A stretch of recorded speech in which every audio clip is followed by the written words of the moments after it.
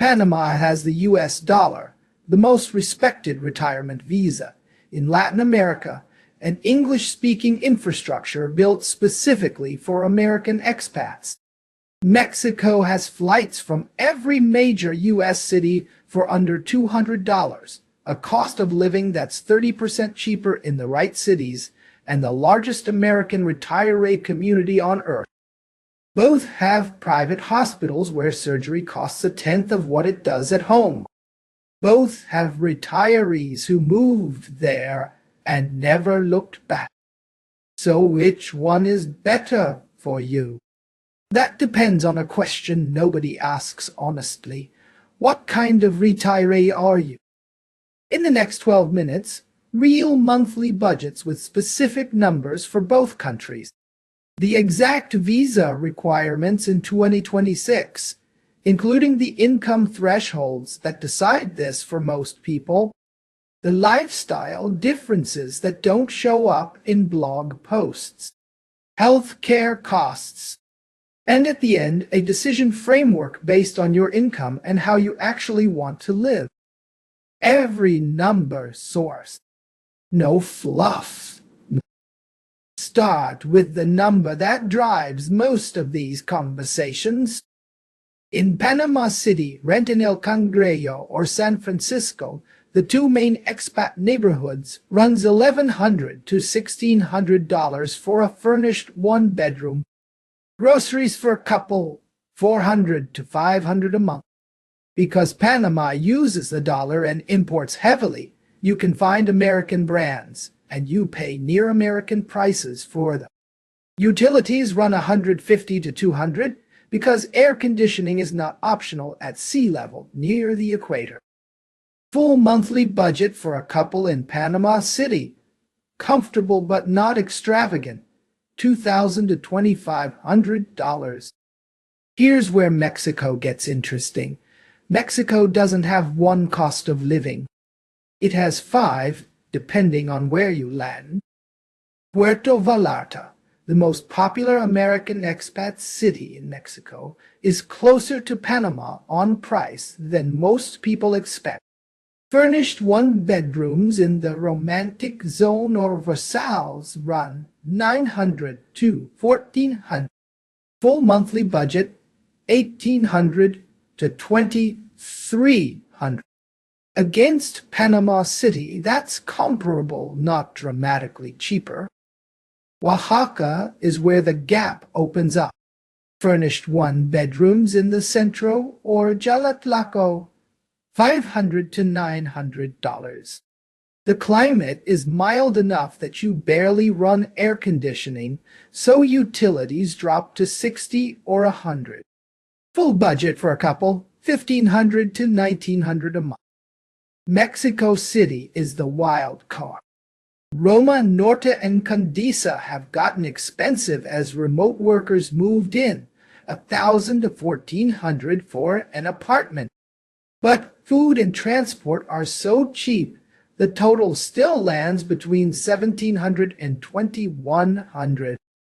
Bottom line on cost, Mexico wins, but only clearly if you go outside the tourist zones. In Oaxaca, you're saving $500 to $800 a month against Panama City. In Puerto Vallarta, the savings are marginal. This is where Panama is in a different category entirely. Panama's Pensionado program has been running since 1987 and was built specifically to attract foreign retirees. The requirement: prove a lifetime pension of $1,000 a month. Social Security counts. A government pension counts. Any guaranteed permanent income source counts. That's it. You qualify, you apply, and you receive permanent residency immediately. Not temporary, not provisional. You're not on a renewal clock, and you can leave and re-enter without restriction. Processing typically runs 3 to 6 months, and you can wait it out in Panama on a tourist visa. The benefits stack on top.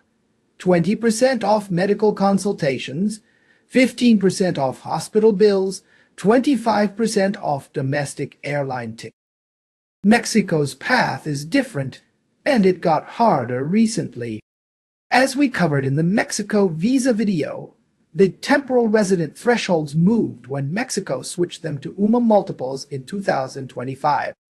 For 2026, you're looking at roughly $4,400 a month in income, or about $74,000 in savings held across 12 months. Consulates apply these with real discretion, so treat those as your planning baseline and confirm with the one you'll actually use. If you qualify, you get a card valid for 1 year, renewable up to 4, and then you can apply for permanent residence. You apply at a Mexican consulate in the U.S. before you move. You can't switch from tourist to resident status once you're inside the country. The honest comparison. Panama wins on visa, and it isn't close. $1,000 a month versus roughly $4,400. If your Social Security check is $1,200, you qualify for Panama outright. You do not qualify for Mexico on income alone. You'd be going the savings route. Language first. Panama City is the most English-friendly place in Central America. The Canal Zone was US territory until 1999, and that history left real English fluency, especially among professionals. You can navigate daily life without Spanish. Mexico is Spanish-dominant. In Puerto Vallarta's romantic zone, the menus are in English and someone on staff will speak it. In Oaxaca or Mexico City, Spanish is genuinely required. That's not a negative, it's an honest difference. If you need English to feel at home, Panama is the easier landing. On community. Panama City's expat scene concentrates in 3 neighborhoods, clubs, English language groups, church services in English, all in one place. Mexico's is spread out, and Lake Chapala and Ajijic hold the largest concentration of American retirees anywhere in Latin America, over 20,000 people. If you want a quiet enclave with deep roots, Ajijic beats anywhere in Panama. Safety. Safety. Panama City is genuinely safe in the areas where expats actually live: San Francisco, Punta Pacifica, Bella Vista, Casco Viejo. Normal urban precautions apply, and that's about it. Mexico is not one safety context, and pretending otherwise is how people get hurt. Puerto Vallarta rates among the safest cities in Mexico, with a homicide rate comparable to mid-size cities. Oaxaca and Ajijic are similar. The State Department rates Mexico level 2 overall, with specific states at level 3 or 4. The popular expat states are level 2 or below.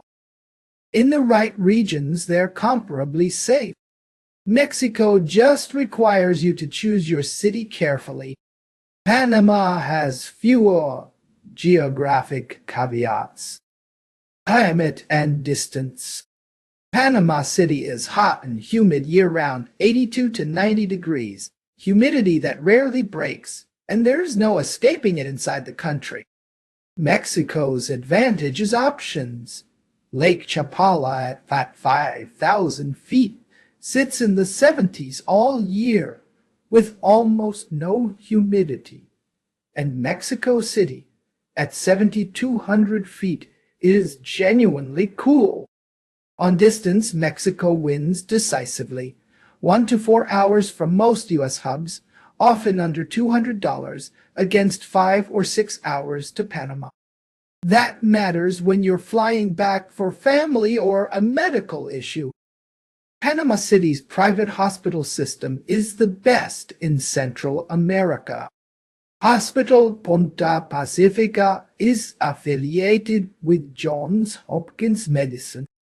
Most specialists trained in the U.S., and many speak English. A specialist consultation runs $40 to $80.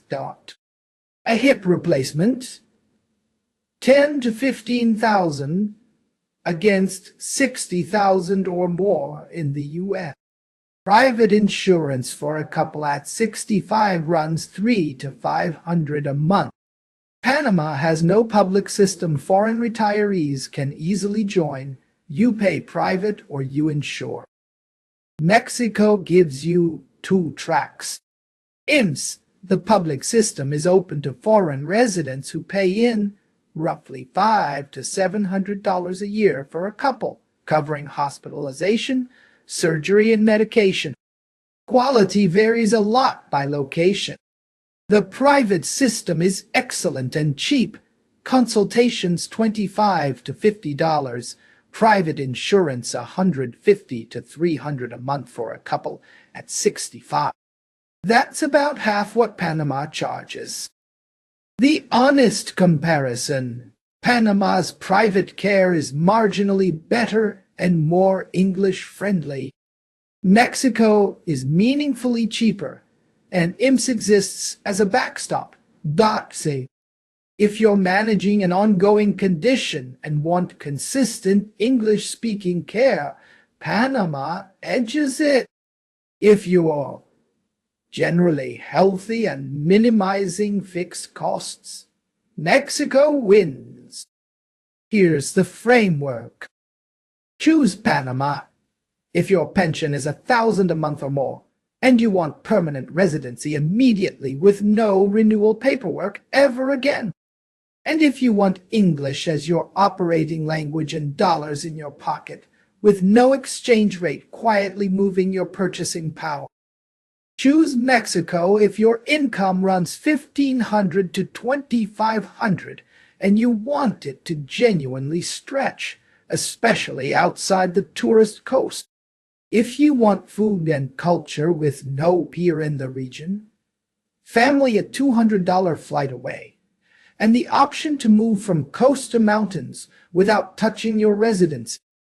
Now the income test, which decides it for most people. Under $1,500 a month, Panama's Pensionado is realistically your only formal path, and it works at $1,000. Between $1,500 and $4,000, Panama on income, comfortably. Mexico only if you have the savings to go that route instead. Above $4,400, you qualify for both, and the decision becomes purely about lifestyle, climate, culture, and how close you want to be to home. Panama, honestly, for it, no currency risk, the best retirement visa in the region, English widely spoken, world-class private hospitals, a safe capital. Against it, the most expensive city in Central America, no escape from the heat, and further from home. Mexico, honestly, for it, dramatically cheaper in the right cities, the best food culture in the hemisphere, cheap flights home, real climate diversity. Against it, a visa demanding roughly 4 times Panama's income that stays temporary for 4 years, safety that varies by region, a peso that moves against the dollar, and English that thins out fast outside tourist zones. Neither answer is wrong. Panama rewards retirees who want simplicity, dollar security, and immediate legal status. Mexico rewards retirees who want culture, closeness to home, and a budget that stretches in the right city. The question was never which country is better. It's which One is better for how you want to live. So tell me one thing in the comments.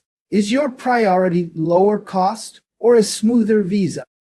Those two factors alone will point you to your answer, and I read every comment. If you want to go deeper, there's a full walkthrough of Panama's Pensionado visa and a breakdown of Mexico's new income rules, both linked below.